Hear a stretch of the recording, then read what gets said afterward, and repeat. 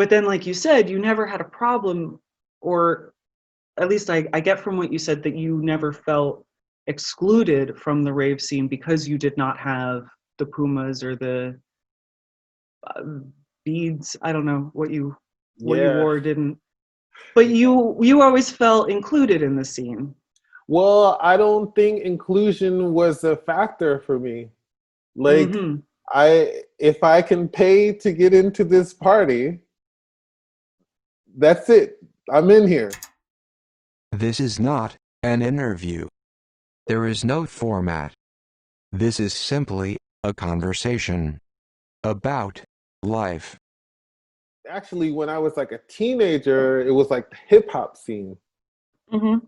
And I don't, I was trying to think, I don't know if there was a subculture. It just was, this is what everybody is doing. And I Yeah. don't even know what not doing that would be. I don't even remember seeing it. And the remnants of this was still going on when I reached university. And then when I went to university, I started um see, I'm all European now. I'm calling it university. College. When I went to college, which was the university, um, Mm-hmm. I started going to raves. But I didn't, and my whole little crew, we went to raves, but we didn't wear rave clothes for some reason. We were all wearing like Doc Martens, like kind of more like grunge style or whatever, and but we were like totally into the scene and totally into the music, but we just dressed a different way. And I Mm-hmm. don't think I think we started dressing like each other, but I don't think it was really a conscious thing. So and I don't think we were consciously like, yeah, we're going to go there and be the antithesis of what everyone is doing, you know? Like, I don't, well, I don't think we could really afford what was going on as well. We were like poor college kids. We didn't have like the platform Pumas and all of this different kind of stuff, or Yeah. getting these custom made platform Pumas and the Jinkos and all of this stuff. We were wearing just whatever, you know. So you remember this stuff, right? I absolutely do. Yeah. Um, I I was a little young to get into the rave scene, but like my friend's older sister, and I definitely had Jinko jeans Yeah. for sure. Um, those were, especially when I was doing the tomboy phase. Okay. I I had at least three pairs. Nice. Um, by McColl's. Um, but yeah, you and your friends kind of had your little enclave within the bigger. And I think it's interesting that you said that you all started kind of dressing like each other. So you even created your own little scene Yeah. because I mean it is human nature to find patterns and to seek patterns and to try to relate to the fellow that you like. Hmm. So but but then like you said, you never had a problem, or at least I get from what you said that you never felt excluded from the rave scene because you did not have the Pumas or the uh, beads. I don't know what you Yeah. wore or didn't, but you always felt included in the scene. Well, I don't think inclusion was a factor for me. Like, Mm-hmm. if I can pay to get into this party, that's it. I'm in here. You know what I mean? I don't Sure. need you know what I mean? Like, Yeah. there's no one who's the gatekeeper of this. Like, you know, it's, I mean, besides the doorman, you know? Right. Uh, Yeah. Other than this, I could go into any party, and I feel like this comes down to another one of these. My mom did a really good job raising me, I think. And this is one of those situations where I really don't feel uncomfortable going in the majority of situations, like when it comes to scenes and stuff like that. I always felt comfortable, when I was in the hip hop. I mean, I wore the hip hop clothes and stuff like that, so I was in the scene. But Mm-hmm. when I started going to these parties, like I never felt like I didn't belong here because we had like the cut off like leggings and cutoffs and docks and stuff like this. Like I still felt like I belonged there and I was still into the music and the people were looking at me. But it was also the nature. What made it easier was the nature of the scene at the time, because it Yeah. was a very super hugging each other and introducing yourself to one another, and like, because everyone's coming from all these different cities and stuff like that. And so whenever we would go somewhere, like maybe we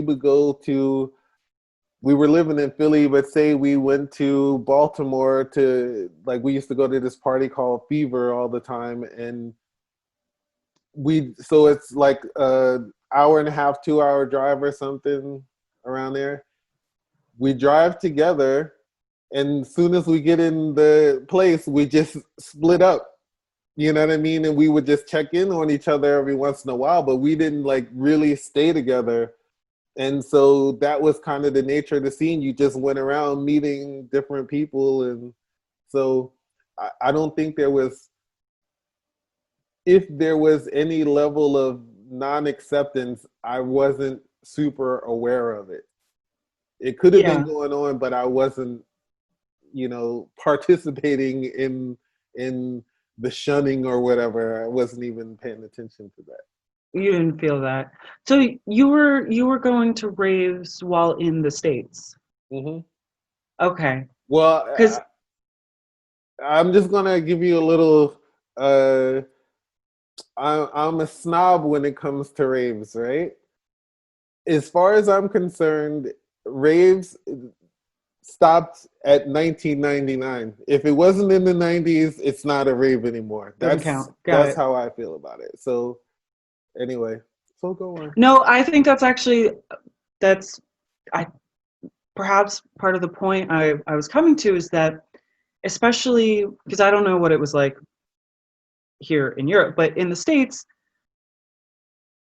rave culture never quite reached the popular heights that it did in Europe. It was definitely known about, and Hmm. it was definitely widely participated in, but like you said, after 1999, and then like I worked at the House of Blues in Boston for a few years in the like 7 or so years ago. So even in the teens, rave just permeated, and then you have artists like Avicii and Calvin Harris who are chart-topping artists, and it's the House of Blues is holding a rave. Hmm. And I think that's one great thing about these smaller subcultures, even if they never gain great mainstream popularity, or maybe they did and now it's kind of a post wave trickling off, or they've always kind of stayed below ground. There's a certain, because everyone is there, that they're there for the music, for the fashion. They're not there because it's the hottest ticket in town. Hmm. They're not there really to be seen by whatever they see as the higher echelons of social society. They're there because they want to be there, and they want to be at that party, and they want to be in that scene. And there's very much this like gratitude of everyone that you're here and you're keeping this alive so that I can also enjoy it, Hmm. and we're enjoying this together. Hmm. And when it's smaller, and I think you just see this in smaller groups in general, you get less gatekeeping, you get less of the more established like subcultures within a subculture. Like, yes, you and your friends dress differently, but you know, the bigger something gets, the more people feel the need to branch off and do something different. And that's where you get into gatekeeping of like, oh, well, they're not real. So whatever's because they weren't here way back then, or they don't have this, or they don't listen to that. I mean, also, pardon me if I'm being presumptuous, but in rave scene, there's also just a certain culture of being open, and whether that's because of substances, because of that's just what the culture is, or whether it's like everyone is just that way because a few people are very friendly, and so everyone kind of follows suit. But well, oh, go ahead. no, just that in these smaller subcultures, before it gets really big, it's really nice to see people supporting people just because they're there and because you have this genuine common interest in whatever is going on.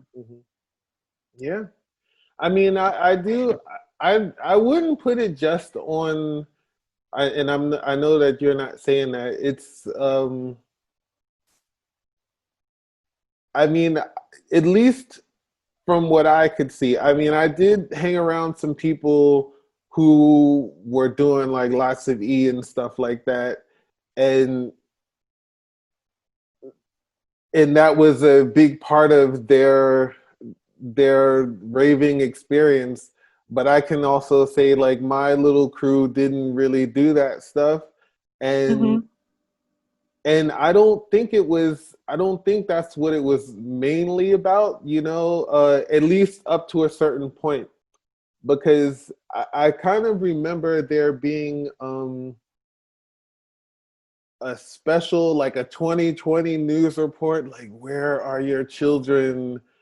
Are they at these dark warehouse rave parties full of drugs and whatever, you know?